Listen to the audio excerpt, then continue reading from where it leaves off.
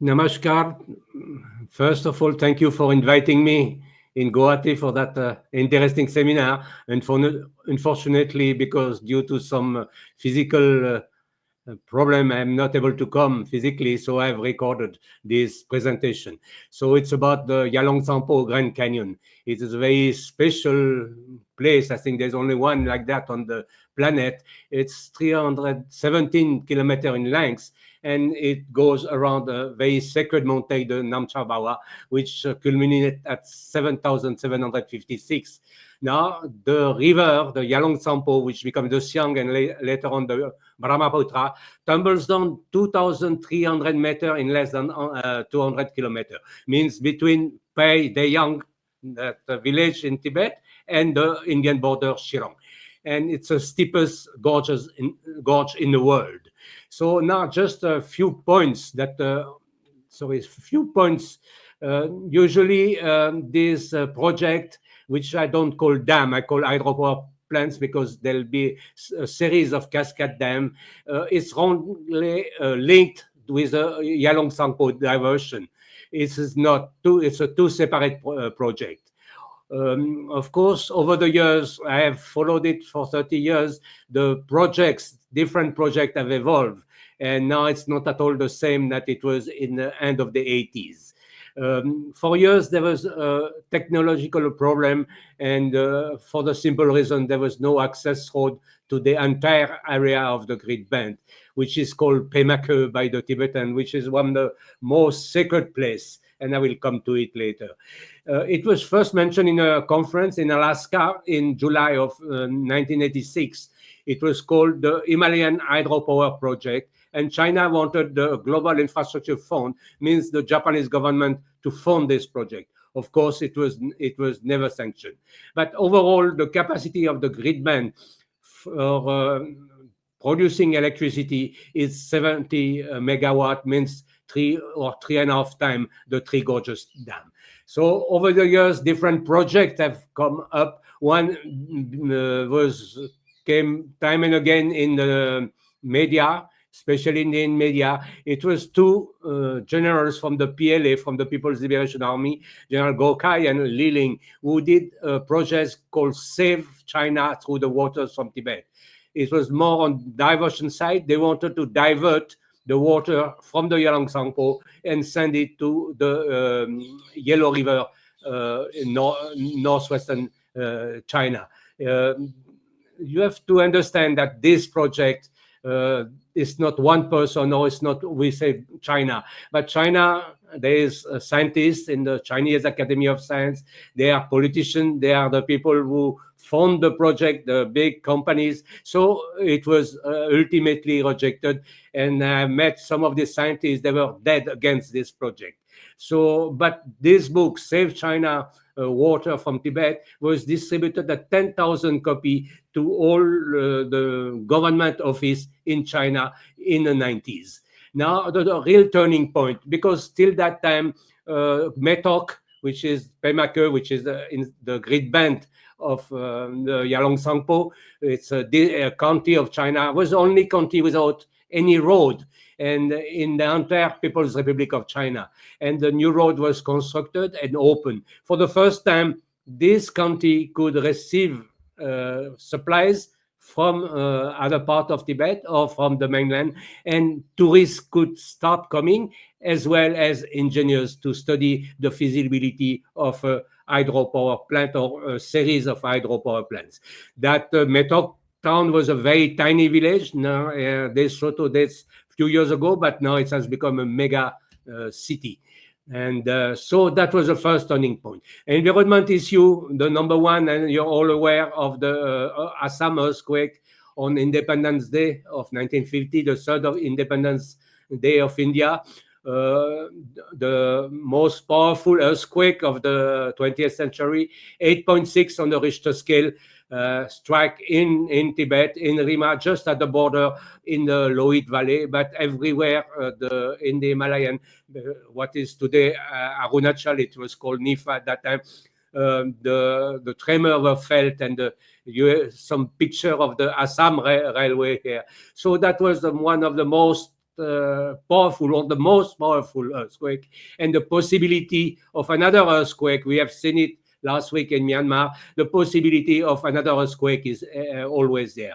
You have been reading in the news that from time to time in Geling, Tuting, the first village in India on the Siang River, sometimes the Siang River becomes black. Why? Because this area is very fragile environmentally, and apart from the earthquake of 1950, very often mudslide are taking place. There was one in 2017, another one in 2018, and 2021. They're usually north of the Great Bend, but the water will it affect the water of the Galong Sampo. You can see what is really called the Great Bend. Now the Chinese themselves acknowledge that it's a very difficult area. And the Wanang Lingchi hydropower project, which has constructed the second road, access road to that area, the engineer said the climate along the highway is changeable, and natural disasters such avalanches, landslide, heavy rain, mudslide occur frequently. The construction environment is harsh and the construction is extremely difficult. So in that circumstances, it seems a little bit very dangerous for China to build hydropower plants in that area, and of course also for India, which is downstream. Now, something which is rarely mentioned is the sacredness of the area. That it's called Pemake. For the Tibetan, it used to be the paradise on earth, and only the yogis, the initiated yogi, could reach that place, which was ruled by the Doje Mamo, the great goddess, Vajravahirini in Sanskrit. And so the Tibetan believe that this is a sacred place, like we have the Kailash Mansarovar or the Tsari area also in Tibet. So this aspect should not be forgotten also when we speak about constructing a series of dams. Now, the second road was open. It's a second turning point after the first turning point in 2013. A second road. It links Pai village, I will show a map after, to Depong, which is close to the Indian border, close to Tinggeling. And the difference of altitude between Pai, 2,900 meters, and Depong, 760 meters, is 2,140 meters. Nowhere in the world there is in such a short distance such a difference of altitude, which is why China wants to build something to produce electricity. And strangely or not strangely, it's not a coincidence, but the same company, the Huaneng Lingchi hydropower group that I mentioned earlier, has done that second road, that Doshongla road, and it was completed in 2022.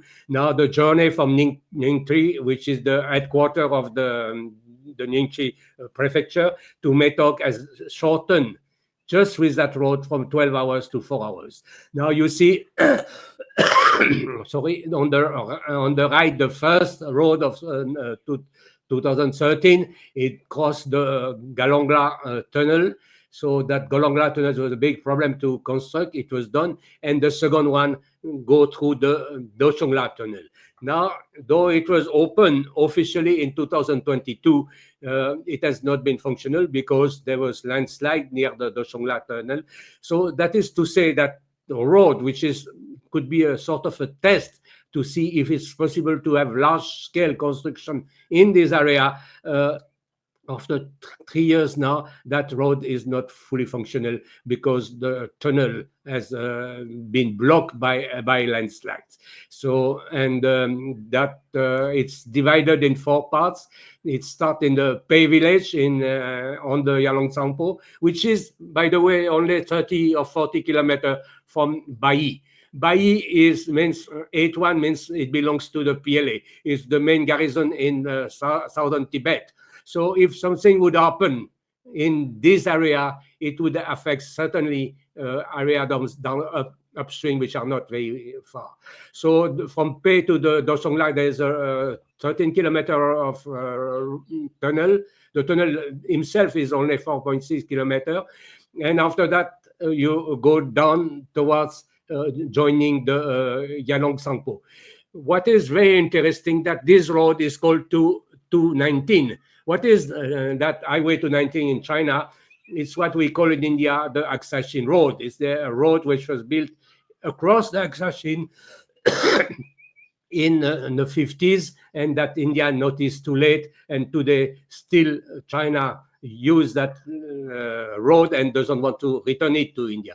And after that, there's a second tunnel, shorter, 1 kilometer only, and it joins the Yalong Sampo and go up towards Metok town, which has become.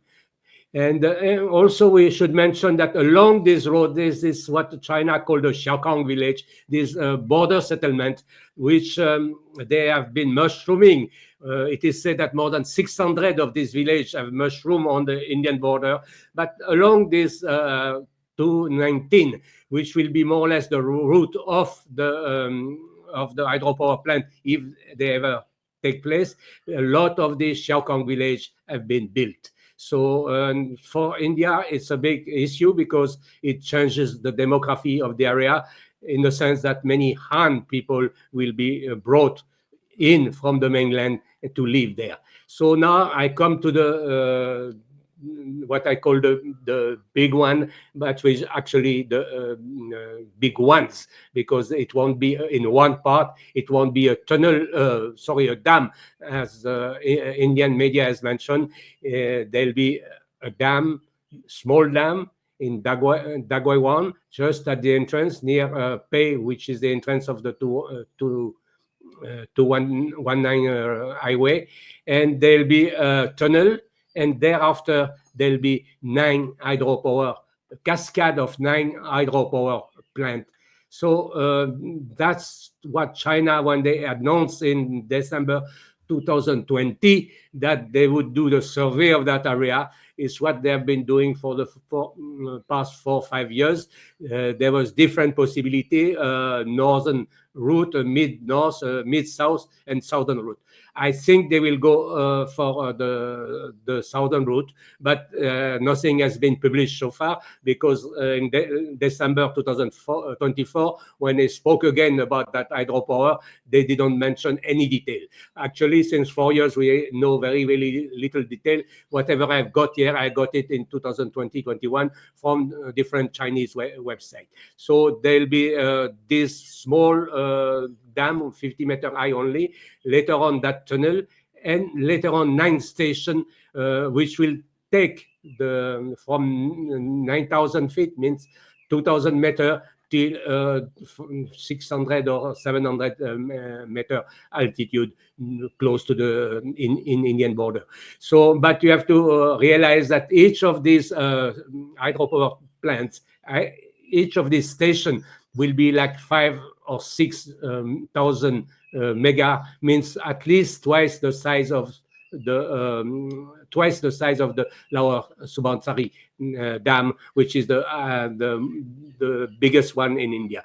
So I have put, of course, my map is not correct. It's speculation. So probably it will go more south, but it will reach very, very close to the Indian, if it reaches, because now China has to think of the environmental consequence, not only for the southern neighbor, means India or Bangladesh, but also for themselves, for the entire area. This project would mean duration between 15 and 20 years. It would mean tens of thousands of GCB, lakhs of trucks coming in this area, which is very fragile. On the left, you have a map which is done by some Chinese bloggers who have also, according to what has been published, have drawn that map showing the 9 hydropower plants.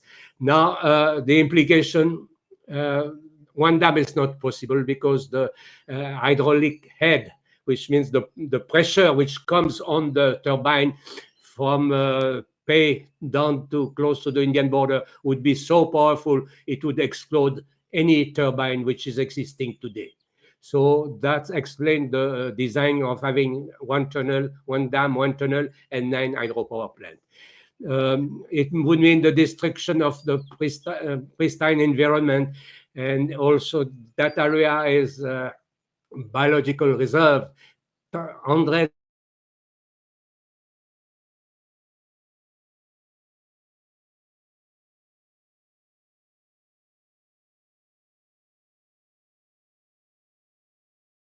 of species of well inhabited today. If there's not that many villages and population, the fact that the construction will take for 15, 20 years will bring tens of thousands of Chinese Han who will settle in this new village and change completely the demography of the area, in particularly by marrying Tibetans.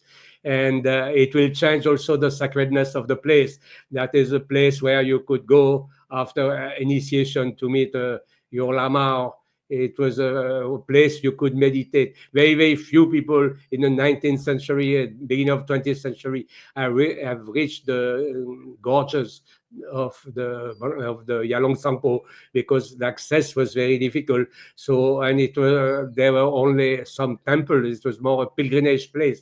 Pemaka is the most famous pilgrimage in Tibet. So that would be destroyed, and it could pave the way for diversion of the Yalong Sangpo. The diversion means that it would produce electricity to push up the water from wherever it's diverted toward the Yellow River. Already 3 smaller dams are completed, but they are more regular dams. They are not large scale dams. So all this tells me that it will take some time for China to decide.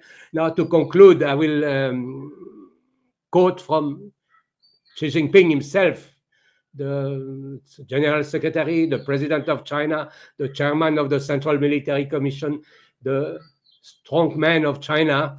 He said, when mankind makes rational use of nature and protects nature in a friendly manner, nature's rewards are often generous. When mankind develops disorderly and rudely plunders nature, nature's punishment must be ruthless. Human damage to nature will ultimately hurt mankind. This is an irresistible law. So now these words are from Chairman Xi Jinping. So, but can he be trusted? And as I mentioned earlier, the issue is that there are many stakeholders. There's, of course, the big dam lobby, which are very, very powerful. There is the scientists who are generally against, because they know the implication. There is the local people, nobody asks their opinion. And there is the politician who will ultimately decide. Today, Xi Jinping seems in a weaker position that he has ever been. 3 members of the Central Military Commission seems to have been investigated and dismissed. So his position is not as strong as it used to be in 2012 when he came to power. So all this, the future of these hydropower plants will depend which one of the party will prevail. We can pray that it will not be the dam lobby, because it would be very, very dramatic for China, for Tibet, and for India and Bangladesh also. So thank you. I've done a very short presentation, but I think what is required today is more studies, especially from our side. A few years ago, I remember the IIT Guwahati have started studies. I don't know where it is at, but I think what is required today from the Indian side is study very, very scientifically and not get carried away by the scoops in the media, to study what it means to have this dam upstreams. Thank you very much.